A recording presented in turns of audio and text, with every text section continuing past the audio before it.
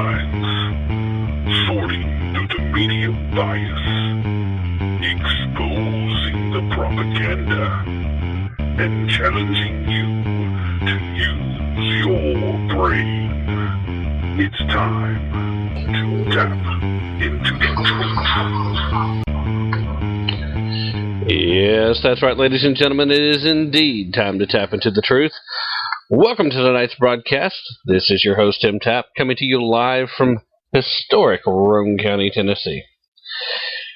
First, I want to start off with a little bit of good news coming out of a school situation story. Good news because somebody took a stand for a good reason. This is the story of the Utah high school football coach who suspended the entire team. Matt Labrum, Union High School head coach, took an unprecedented step. As the story reads, a football coach in Utah sparked some nationwide debate, not sure what the debate was about, after he decided to suspend all 80 players on his team. The Union High School coach took the bold action after last Friday night's loss, saying the players needed to earn back the privilege of playing football at the high school through community service and better behavior off the field. Labrum was alerted by a guidance counselor to the cyberbullying of a student by some football players. He was also unhappy with players cutting classes and disrespecting teachers. Instead of practicing this week for this Friday's game, the players have been performing community service. He gave his players a sheet called Union Football Character, detailing the next steps for the boys to be reinstated. According to sources connected with Fox and Friends, they had a conversation and they discussed the decision. And basically they were asking the nation what they thought. But ultimately, it doesn't matter what everyone else thinks. What matters is the fact that this guy made a decision.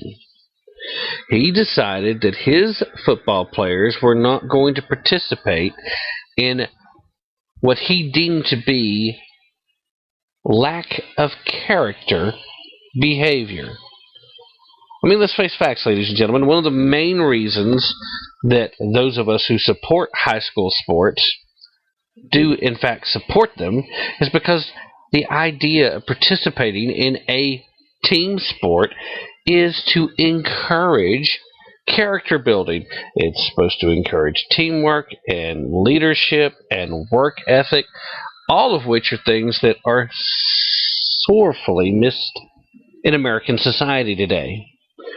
This coach may have sparked some controversy in so much as the fact that he took the action which, let's face facts also, in the southern United States and in the western United States, high school football's kind of a big deal in most communities. This guy literally put his job on the line by taking this action. But he did the right thing. He stepped up as a coach / teacher / mentor is supposed to, and he said, guys, that's it. You're not going to behave like hoodlums. You're not going to behave like street thugs.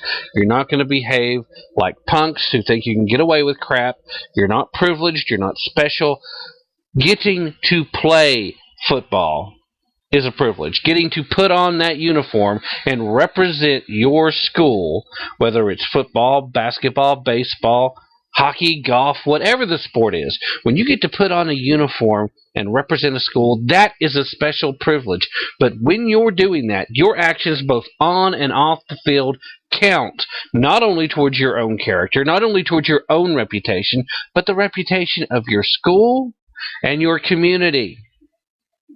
Whether you want to or not, you are representing something larger than yourself.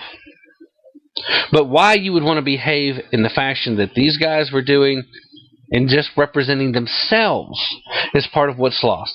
People have come to accept and believe that these things are okay. Well, they're not. And Matt Labrum made that point. No word as of yet, although various stories have been put out there, as to whether or not the kids are going to be reinstated before tomorrow's game, seeing as this is Thursday. But hopefully the point will be driven home and these kids will come to realize that what their coach is doing is for their own good. Personally, I think he should be applauded, and I don't think there should be any controversy whatsoever. The man's doing the right thing. He's trying to teach a lesson to students that are under his charge. And as an athletic coach, you often have more influence than any other teacher will during the time they spend in high school. It's a great lesson. It's a great point. It's an important one, and more people in the similar position should take the same stand. It's like this amazement that people have for the Dairy Queen manager who took up for the blind customer. That story was floating around last week, and it's just he took $20 out of his own pocket to make up for what this chick stole. An older lady. But everybody in the store saw her pick up his money, claim it was her own, refuse to return it. She had a lack of character. He stood up. He tried to make the point to her. She refused. And then he took an extra step to make sure that the blind customer was not left as a victim. And there was an outpour. Lots of people sent this man $20 to replace the $20 that he took out of his own pocket. But was even better about his reaction. What made it outstanding is when he took his $20 and gave it to him, he didn't say, "Here, this is because I feel bad." He said, "On behalf of Dairy Queen." He wasn't even taking credit for taking the money out of his own pocket. So that's what sets him apart. Another random act of not only kindness, but of selflessness. The type of character that we desperately need to be exhibited in America these days. The type of character that we rarely see. Especially in the world of politics. Speaking of which, just an ongoing story that, I've been following and been reporting on. We've been talking about it for a while, the UN Arms Trade Treaty. Well, John Kerry signed it today. Of course, we all knew that it was coming. It's now up to the senators to turn it down. And there's been enough people to express opposition that there's no reason to believe that this will pass in the Senate. But what I find even more amazing is the simple fact that Canada, who has a few more liberal-minded folks in it, turned it down. Right now, we are relying on our legislators to block this treaty.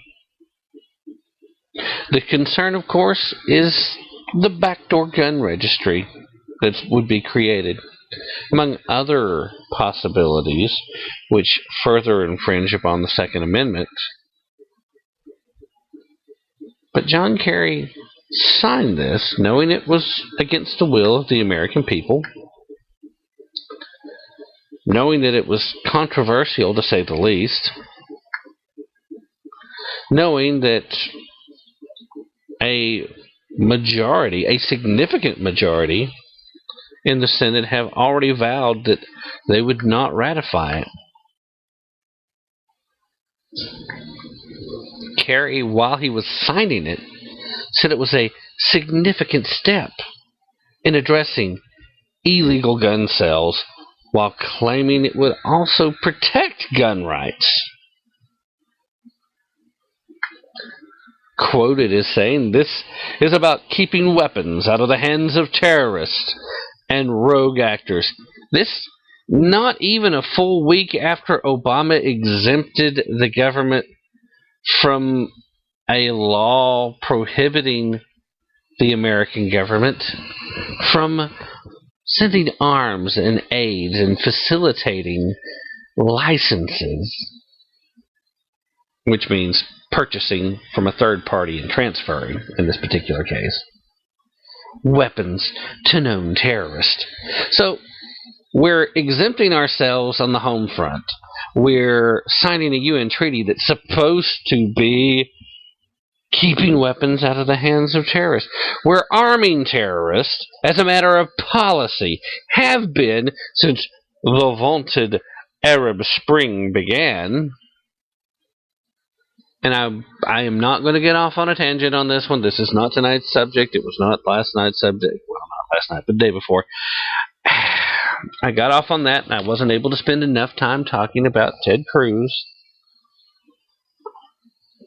I will not let that happen tonight, although before I get into the main topic, I am going to talk about something that I've kind of put off for a few days. I wanted to talk about it since this first came up. Nancy Pelosi once again made a brilliant statement. Absolutely brilliant. Absolutely love what she said. Now, please keep in mind that we are talking about San Francisco values here. All right. Nancy Pelosi was on State of the Union being interviewed. For those of you who may actually have better things to do than watch CNN, that's one of CNN's shows. Candy Crowley hosted. You might remember her from the presidential debates this past election cycle. But Candy read Pelosi part of a letter that was signed by union boss James Hoffa Jr. that described Obamacare's impact on employers as a way to destroy the foundation of the 40-hour work week.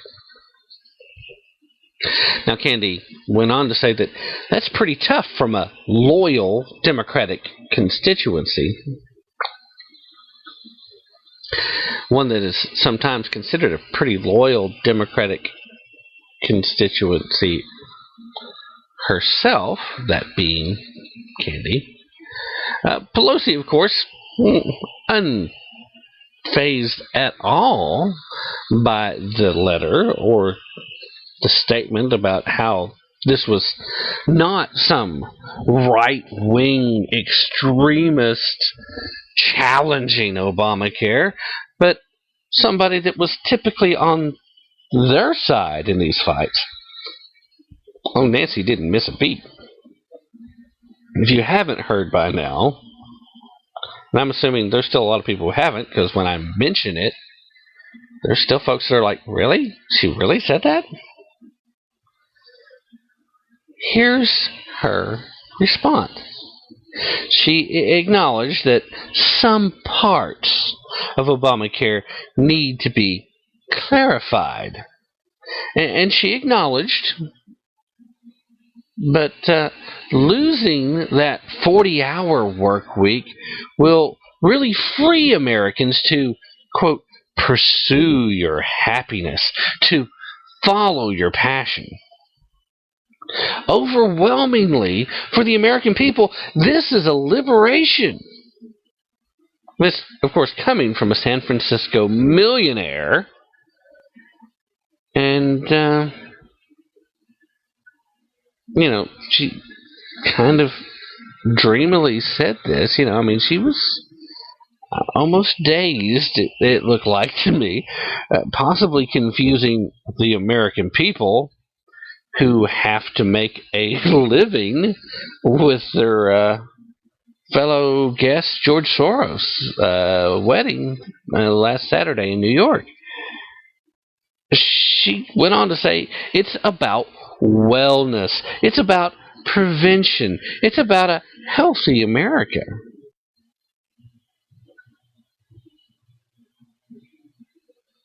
Now, I guess this really does demonstrate how out of touch Nancy is, because for most Americans, the 40-hour work week is how we pay the bills. I mean, exactly what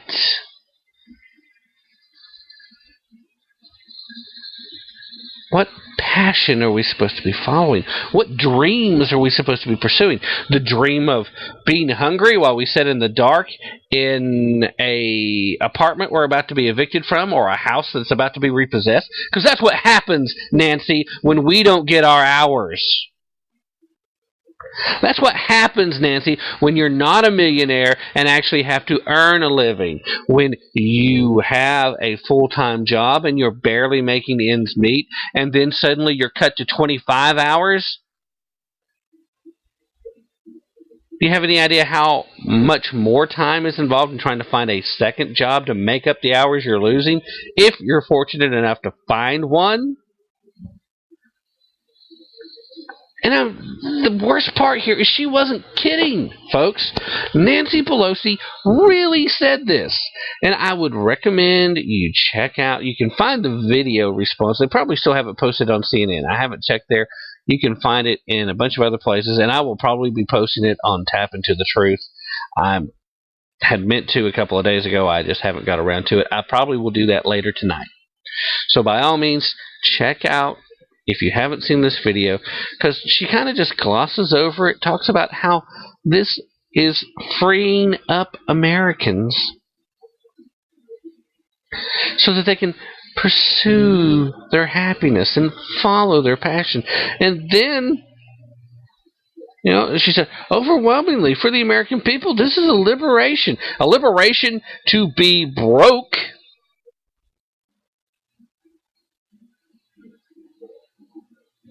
And then she just jumps into this. It's about wellness. It's about prevention. She doesn't really want to talk about the loss of hours anymore. So she doesn't. She just moves on. And so with that, Nancy Pelosi once again demonstrates that not only are the Democrats as a whole, particularly the people they choose as party leadership, totally out of touch with the will of the people and the knowledge to be able to deal with folks that aren't already millionaires, but that they pretty much are loons. She honestly believes it's a good thing. She doesn't seem to understand that if you are fortunate enough to earn, well, let's say, California's raising their minimum wage to $10 an hour over the next couple of years. Okay, let's say you're lucky enough to already be making $10 an hour. If you're getting 40 hours a week, let's do the math. Fortunately, all of these end with zeros and they're multiples of 10, so it shouldn't be hard, even for someone as highly educated and knowledgeable as Miss Pelosi proves herself to be time and time again.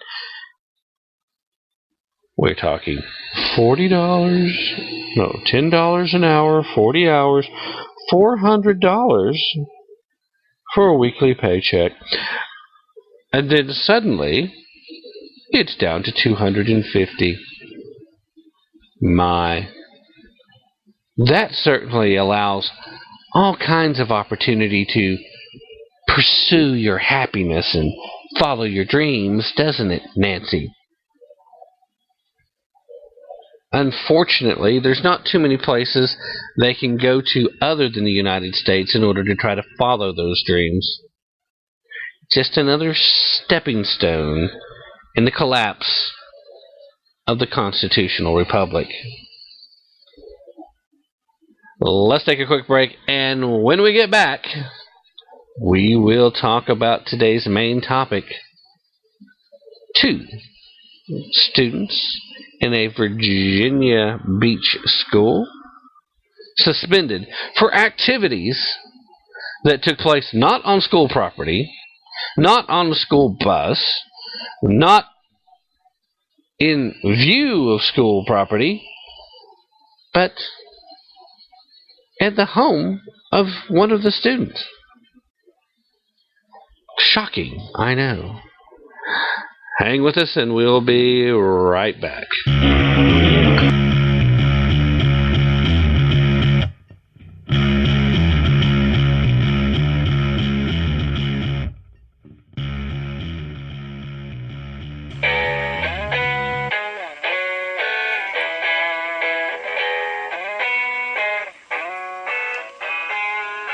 Tap into the truth.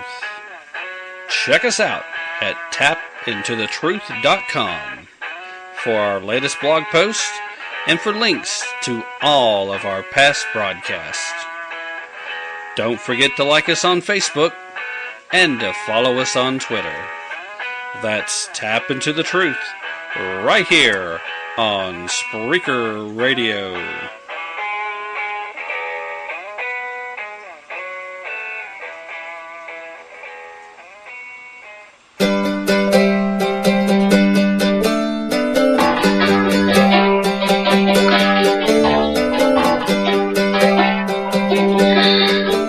Yes, that's right, ladies and gentlemen.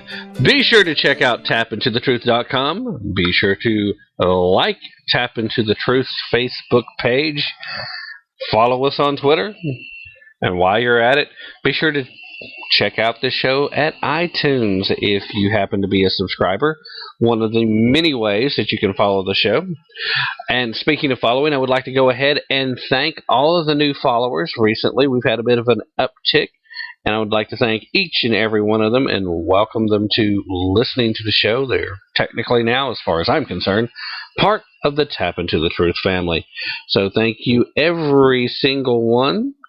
And while we're also on that discussion, and I'd like to remind you that we also do a different formatted version of Tap Into the Truth over at Blog Talk Radio.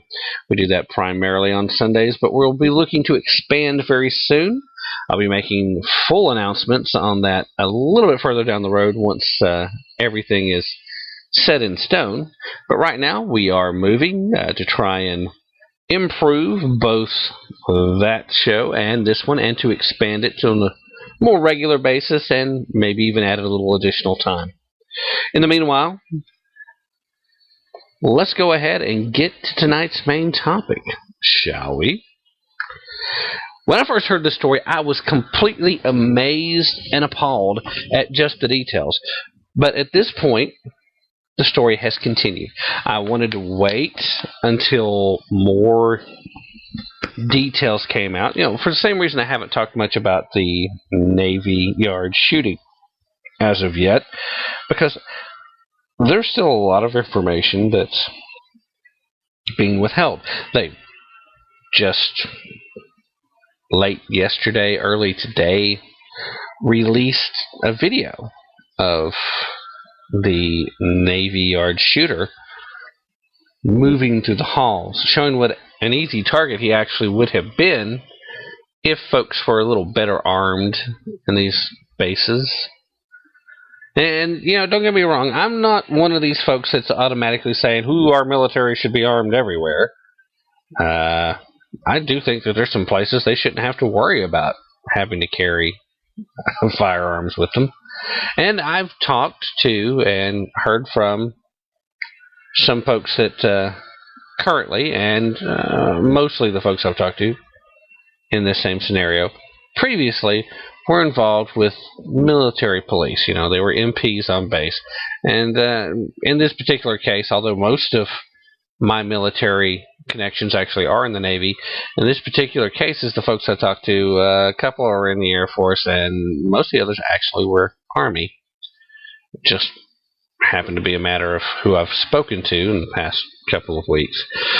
They insist that it's actually not a good idea for most military personnel to be armed on base for a couple of reasons, and that being standard training practices, and then for another reason that, bottom line is, when some of the military personnel return to base from a night of leave, that they're not always completely sober and all kinds of crazy things can happen. I will concede that not all of our men in uniform are the best behaved at all times. But I still think you can find a happy medium.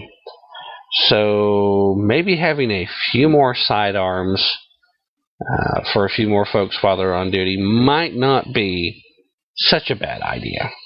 But that we'll put aside for now. We're talking about 2 Virginia Beach 7th graders who were suspended for playing with an airsoft toy gun on their own private property. And now, announced earlier today, they've been expelled for the entire school year. Now, this decision was made unanimously by a disciplinary committee consisting of 3 members of the Virginia Beach City Public School Board. Khalid Carabrano, I think is the pronunciation, and Adrian Clark are banned from Larkspur Middle School until at least January, when a new hearing will be convened to determine whether the boys can come back to school early. According to local news reports, the 3 members of the disciplinary committee were Dottie Holtz, Bobby Milletti, and Caroline Weems. Reading a report from the Daily Caller, who said that they reached out to all 3, but none of them offered a comment.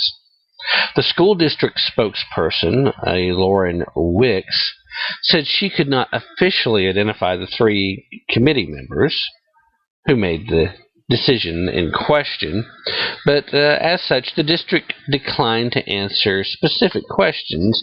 Instead, they released a statement. Now, in the statement, they said, quote, "This is not an example of a public educator overreaching." Really? It's not? The statement continues saying, "This is not zero tolerance at all.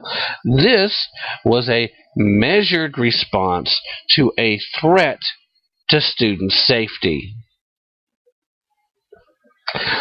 In the statement, it also claimed that the administrators made the absolute correct decision, while noting that the first boy in question had been in trouble several times before. Oh, he's a bad boy. He's a bad, bad boy. Heaven forbid they should do their jobs. The statement also went on to say that we hope that people will look beyond sensational media reports and recognize the fact.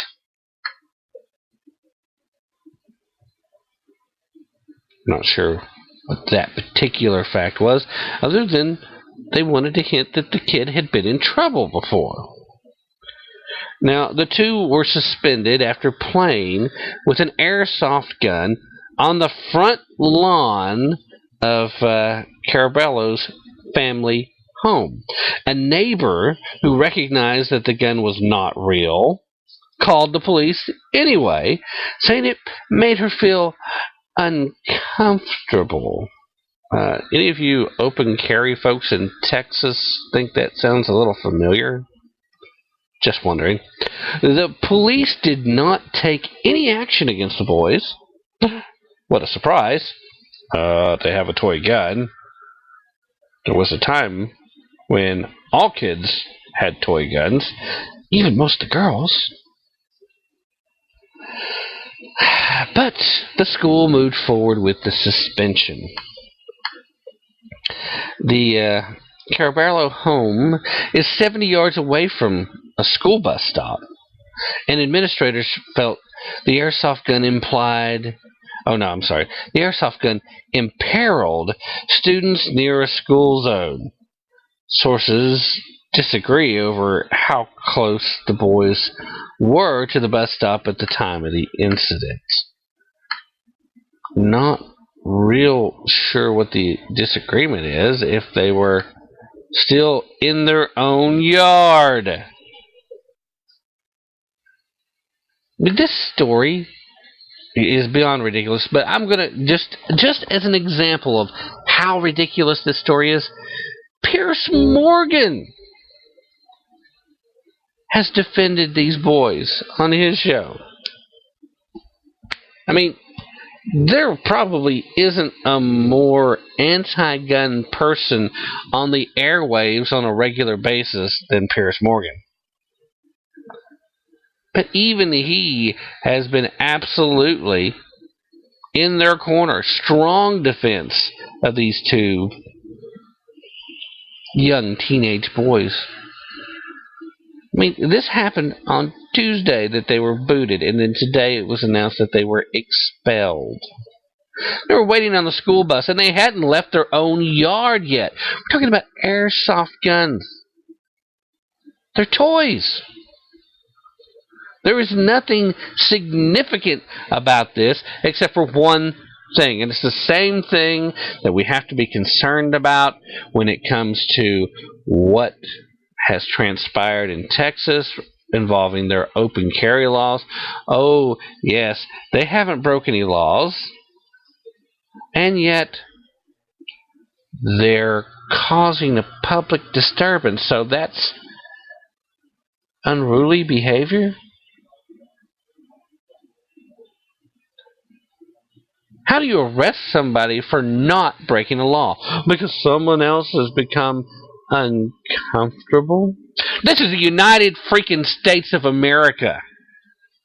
Our Constitution guarantees us freedom of speech, and since that was intended to protect political speech primarily, because it also guarantees us freedom of religion, freedom of the press, which, despite Dianne Feinstein's best attempts to define otherwise, includes anyone who reports facts in any media form or fashion. That includes bloggers, that includes folks on outlets like this right here, whether it be as simple and as limited as Podomatic or Spreaker or Blog Talk, or if you're somebody who's broadcasting your own internet radio station, doing your live feed all the time, or if you're somebody that just does a syndicated show for your local radio station. You are part of the media. You are part of the press that the freedom of the press guarantee in the First Amendment of the Constitution, in the Bill of Rights, Dianne Feinstein, Bill of Rights, not the Bill of Special Privileges, as you so eloquently put it in your most recent speech in trying to get your amendment passed to the Media Shield Law. It's all a part of the same thing. The Constitution itself has been under attack since its inception, before it was even completely adopted. There were, quote, so-called progressives from the very beginning. People that saw any type of constraints on government as an obstacle to what they wanted to do. People who see government as a tool for taking control over other people's lives. And that's what this is about. This also isn't any different than the Maryland man who was arrested for standing up and asking a question at a public forum involving Common Core. Because of the nature of this public forum, questions will be allowed, but the questions must be written down, and they'll address what's been written. No one's actually allowed to stand up and ask the question. Hello, how do we know any of those questions you actually read actually came from the audience? Isn't it just as easy to fill up your little bowl of questions and pull out? I mean, did anybody even get to see if there's anything at all written on the paper or what they were pulling out? This man stood up. This was supposed to be a public forum. So what happens? He publicly gets up and asks a question, and he is rudely removed by an off-duty police officer that was working security. He was pushed around. He was roughed up. Video was captured in quite clearly demonstrates the man did what people do in public forums. And he got louder. He wasn't ready to just move on. And he started demanding from the crowd that they too ask the questions, because it's important. The man was a parent of children that are involved in the school system. The man has a right to speak at a school meeting, especially if it's been made public forum. Oh, but it broke the rules. You see, he wanted to speak to them directly, and how dare he expect a direct response? Do you think this is the United States of America anymore? No, my friend, this is not the constitutional republic with some democratic tendencies. No, this, my friend, is the new dictatorship. And unfortunately, there's a large number of people that are involved with education. Not all, okay? I'm not attacking all teachers. I'm not even attacking all administrators. But I am saying that there's a large contingency of them across the country that have embraced Common Core and believe that their authority should not be challenged.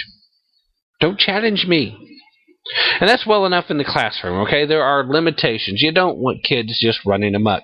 That's not to say you don't occasionally want them standing up if the teacher's doing something wrong, or if another student's doing something wrong, or if there's a school policy that's wrong. There are times that it's appropriate. But yes, for the most part, you don't want your kids just running around causing trouble at school. I get that. But this wasn't a student. This was a parent. He was arrested for asking a question in a public forum. This is part of the same thing. I'm going to connect it, I promise. The charges were later dropped. And in the statement where they announced they dropped the charges on this Maryland man, they never said that they were wrong to arrest him. They never said the man didn't do anything wrong. They just said that it wouldn't further the cause of justice to pursue the case. And they let him go. Ladies and gentlemen, they let him go because of pushback from people that heard this and became outraged. And that's what has to happen in this case too. Because this is, again, it's another case of they're doing what they think they can. And until we push back appropriately, within reason, I'm not calling for armed conflict, don't twist my words here, but I'm about to get a little riled up, I'm about to get a little loud, I'm about to be a little scary sounding to those folks that are uncomfortable at the sight of a toy gun. The airsoft had the orange tips at the end. There was no way you look at this and for half a second believe that this is anything other than a toy.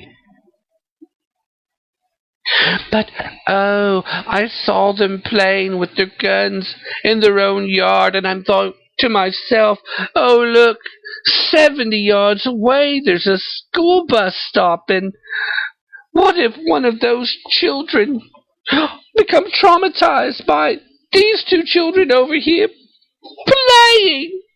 Oh, my! Really? Really? This is what we've come to in this country? How did the school get involved with this in the first place? Because there's no mention of that specifically in the news articles I've come across. And I've looked at 3 or 4 of them at this point.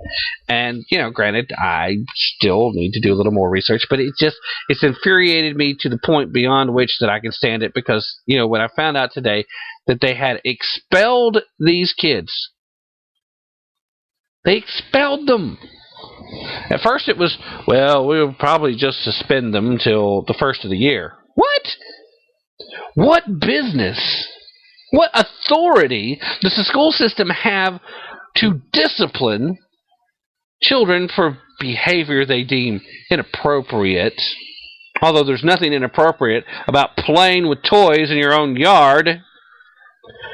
But where do they think they have the authority to discipline these kids for something that happened off of school property, away from a school activity? This wasn't a case of, they were on a bus ride somewhere. They weren't on a field trip. This was in the morning before the school bus came around. They lived close enough to the school bus. They could see the bus coming. They could throw the guns down, and they could run, which is exactly what happened from the accounts that I've come across. They saw the bus coming. They threw the guns down in the yard, and they took off, and they got to the bus stop in plenty of time. So what's the deal? A neighbor called the police. I saw them playing with their toys and it frightened me. I became uncomfortable. So she called the cops, right? That's what happened here. She called the cops, and the cops are like, okay, lady, seriously, get a life. Okay, that's what happened.